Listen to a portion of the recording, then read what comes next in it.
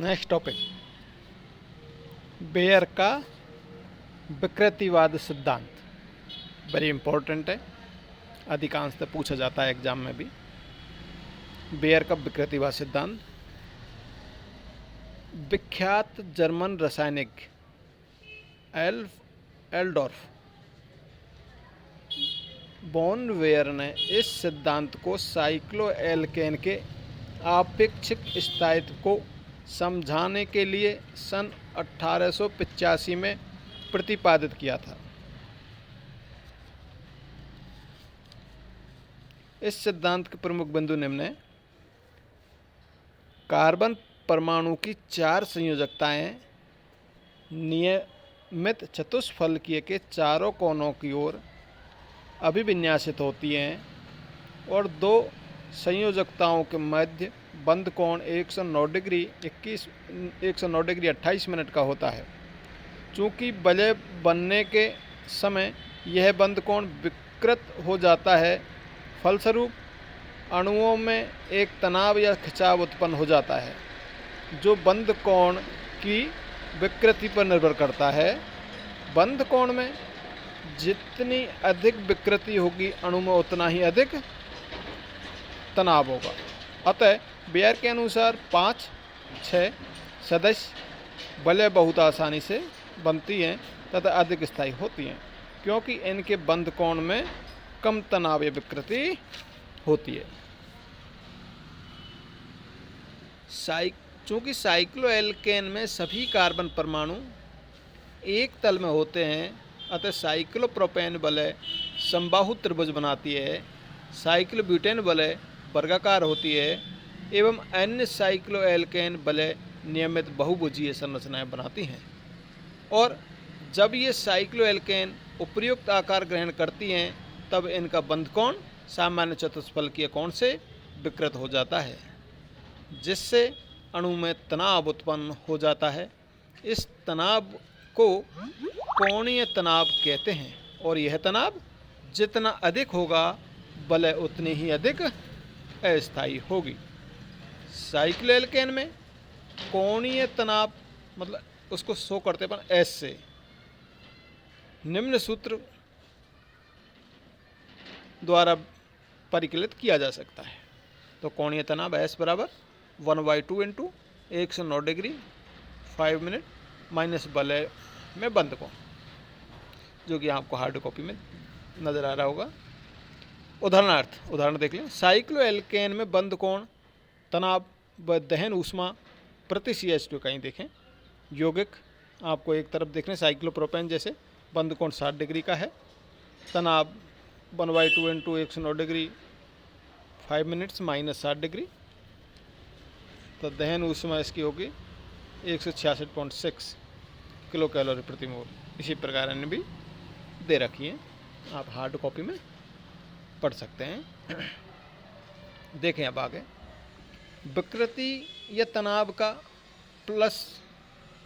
तनाव का पॉजिटिव मान यह इंगित करता है कि बंद कोण चतुष्फलकीय कोण से कम है, एवं नेगेटिव मान यह बतलाता है कि बंद कोण चतुष्फलकीय कोण से अधिक है।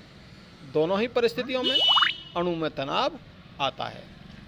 बेयर के विकृतिवाद सिद्धांत के पक्ष में प्रमाण देखें। अब नेक्स्ट टॉपिक देखा, बेयर के विकृतिवाद सिद्धांत के पक्ष में प्रमाण। बेयर विकृतिवाद के आधार पर कई तथ्यों को समझ सकते हैं। पॉइंट देखें, फर्स्ट पॉइंट में देखें। इस सिद्धांत के आधार पर एल्केन मतलब संतृप्त हाइड्रोकार्बन का स्थायित्व समझ सकते हैं। चूँकि इन यौगिकों के बंद कोण में कोई विकृति नहीं होती है, अतः इन अणुओं में कोई तनाव नहीं होता है। इसके विपरीत असंतृप्त यौगिकों एल्काइन में तनाव होता है, क्योंकि संयोजकता कोण में विकृति है। पॉइंट सेकंड में देखें, साइक्लोप्रोपेन में समबाहु त्रिभुज संरचना होती है तथा बंद कोण का मान 60 डिग्री है। इस कारण अणु में कोणीय तनाव 24 डिग्री 24.75 डिग्री होता है। फलस्वरूप साइक्लोप्रोपेन में काफ़ी तनाव रहता है, साइक्लोब्यूटेन की तुलना में अधिक क्रियाशील है। साइक्लोब्यूटेन में कोणीय तनाव 9.75 डिग्री होता है। चूँकि विकृतिवाद सिद्धांत के अनुसार किसी अणु में तनाव सामान्य बंद कोण में विकृति के समानुपाती है, अतः उपर्युक्त आंकड़ों से ज्ञात होता है कि साइक्लोप्रोपेन में सब में कम तनाव है और सबसे अधिक स्थायी है। थर्ड पॉइंट, इस सिद्धांत के आधार पर गामा व डेल हाइड्रोक्सी अम्लों के गर्म करने पर 5 व 6 सदस्यीय बलय वाले लैक्टोन का बनना समझाया जा सकता है, क्योंकि 5 व 6 सदस्यों वाली बलों में सबसे कम विकृति होती है। 4 पॉइंट देखें। इसी प्रकार गामा व डेल एमिनो अम्लों को गर्म करने पर क्रमशः 5 व 6 सदस्यों की न्यूनतम तनाव वाली बलों युक्त लैक्टम बनाती हैं। 5 पॉइंट देखें आप। 1,4 तथा 1,5 डाई कार्बोक्सिलिक अम्ल गर्म करने पर 5 व 6 सदस्यों वाले चक्रीय एनहाइड्राइड बनते हैं। अब अपन अगला टॉपिक देखते हैं, जो कि वेरी वेरी इंपॉर्टेंट है, वो भी अधिकांशतः वो भी पूछा जाता है, वो है विकृतिवाद सिद्धांत की सीमाएं। कमी क्या रही? कमी देखें। बेयर विकृतिवाद कई प्रायोगिक तथ्यों की पुष्टि नहीं करता। इस सिद्धांत की कुछ सीमाएं या दोष निम्न प्रकार हैं। पॉइंट फर्स्ट, इस सिद्धांत के अनुसार साइक्लोपेंटेन साइक्लोहेक्सेन की अपेक्षा अधिक स्थायी होना चाहिए, जबकि प्रायोगिक तथ्य इसके विपरीत है।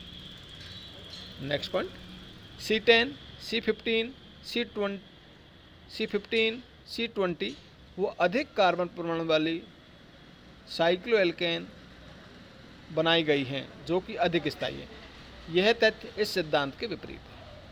पॉइंट थर्ड देखें, साइक्लोएल्केन की दहन ऊर्जा प्रति CH2 इकाई साइक्लोपेंटेन के बाद लगभग स्थिर होती हैं, जो कि एल्केन के समान है, जबकि इस सिद्धांत अनुसार दीर्घ बलों में विकृति अधिक होने के कारण उनका अस्तित्व ही नहीं होना चाहिए। परंतु यह देखा गया है कि दीर्घ बले वाले साइक्लोएल्केन लगभग एल्केन जितने ही स्थायी होते हैं। नेक्स्ट पॉइंट 4, इस सिद्धांत के अनुसार कार्बन डबल बॉन्ड कार्बन का बनना अत्यंत कठिन होना चाहिए, जबकि वास्तविक यह है कि द्विबंध बहुत आसानी से बनते हैं। नेक्स्ट पॉइंट 5, इस धारणा के अनुसार साइक्लोएल्केन की बलें समतलीय होती हैं, जबकि छोटी बलों को छोड़कर सभी बलें असमतलीय होती हैं। ये इसकी कमियां थी। अब अगला टॉपिक देखें, वेरी वेरी इंपॉर्टेंट, तनाव विहीन बलों का सिद्धांत या सासे-मोर का सिद्धांत। तनाव विहीन बलों का सिद्धांत या सासे-मोर का सिद्धांत। अब सासे-मोर ने क्या कहा है देखें। बड़ी बलों के अत्यधिक स्थायित्व को समझाने के लिए सासे ने 1890 में यह सुझाव दिया कि 6 या अधिक कार्बन परमाणु वाली बलें समतलीय नहीं होती हैं, बल्कि सिकुड़ी हुई या पुटित होती हैं। इस अवस्था में समस्त कार्बन एक ही तल में स्थित नहीं होती हैं, अतः उनका सामान्य बंधकोण बना रहता है, उसमें कोई विकृति नहीं आ पाती तथा कोई तनाव उत्पन्न नहीं होता। इस कारण इन बलों को तनाव विहीन बल कहते हैं। इस सिद्धांत के आधार पर साइक्लोहेक्सेन 2 रूपों नौका व कुर्सी में रहती है, जो कि आपको हार्ड कॉपी में बोट एंड चेयर्स शेप नज़र आ रही होगी, संरचनाएं दिख रही हैं। ये दोनों तनाव रहित हैं। इन दोनों रूपों को पृथक नहीं कर सकते, क्योंकि इनकी रूपांतरण ऊर्जा में अंतर बहुत कम, मात्र 5 किलो कैलोरी प्रति मोल होता है। इन दोनों रूपों को साइक्लोहेक्सेन के विभिन्न संरूपण कहते हैं। साइक्लोहेक्सेन के नौका तथा कुर्सी रूप एकल बंध के घूर्णन से एक दूसरे में परिवर्तित हो पाते हैं। सासे का सुझाव पहले नहीं माना गया, क्योंकि उसके अनुसार 2 प्रकार की साइक्लोहेक्सेन होनी चाहिए, लेकिन उस समय एक यौगिक के लिए केवल एक ही संरचना लिख सकते थे।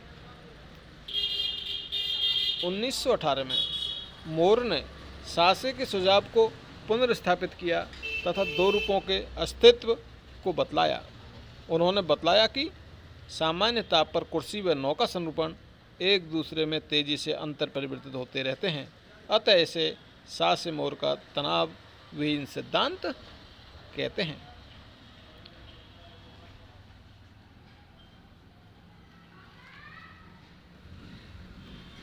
बड़ी बलें वाले यौगिक बहुत स्थायी होते हैं और जिनके पास 20 से अधिक कार्बन परमाणु उपस्थित होते हैं उनमें दो समानांतर श्रृंखलाएं दोनों सिरों पर मैथिलीन से सेतु द्वारा जुड़ी रहती हैं तथा वलय का प्रत्येक CH2 कार्बन का बंध कोण सामान्य चतुष्फलकीय रहता है। रुजिका तथा उसके सहयोगियों ने 1926 में 34 कार्बन परमाणु युक्त वलय वाले यौगिक संश्लेषित किए।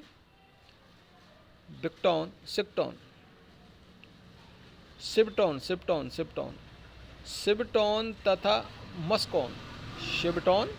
तथा मस्कोन दोनों ही बड़ी वलय वाले प्राकृतिक यौगिक हैं तथा काफ़ी स्थायी हैं।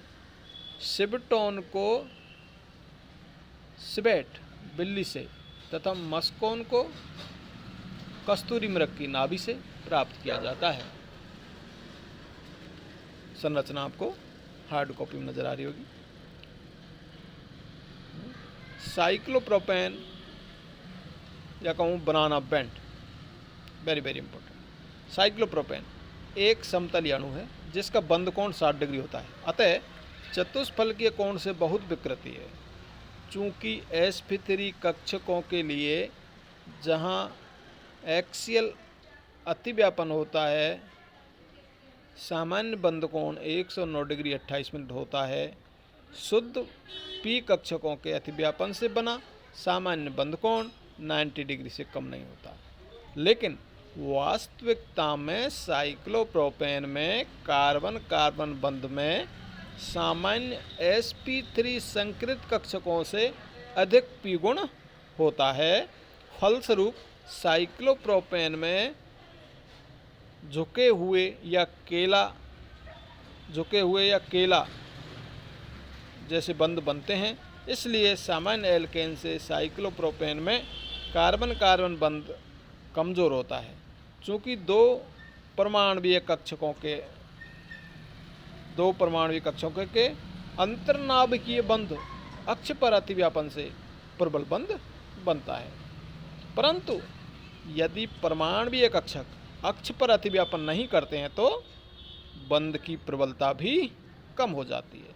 अतः बंध की प्रबलता में कमी के कारण वलय में तनाव आ जाता है और इसी कमी को पूरा करने के लिए साइक्लोप्रोपेन के कार्बन कार्बन बंध में अतिरिक्त p गुण तथा कार्बन हाइड्रोजन बंध में अतिरिक्त s गुण आ जाते हैं। अतः साइक्लोएल्केन के कार्बन हाइड्रोजन बंध एल्किल कार्बन हाइड्रोजन बंध की तुलना में छोटे व प्रबल होते हैं एवं हाइड्रोजन कार्बन हाइड्रोजन बंध कोण 115 डिग्री का होता है, जो चतुष्फलकीय कोण से ज़्यादा है।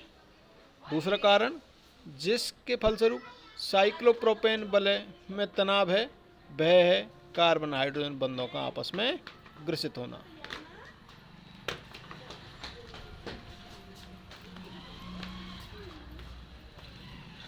चूँकि प्रत्येक ग्रसित हाइड्रोजन अणु की ऊर्जा को 1 किलो कैलोरी प्रति मोल बढ़ाती है, लेकिन साइक्लोप्रोपेन अणु में 6 ग्रसित हाइड्रोजन होते हैं, अतः अणु की ऊर्जा 6 किलो कैलोरी प्रति मोल बढ़ जाती है।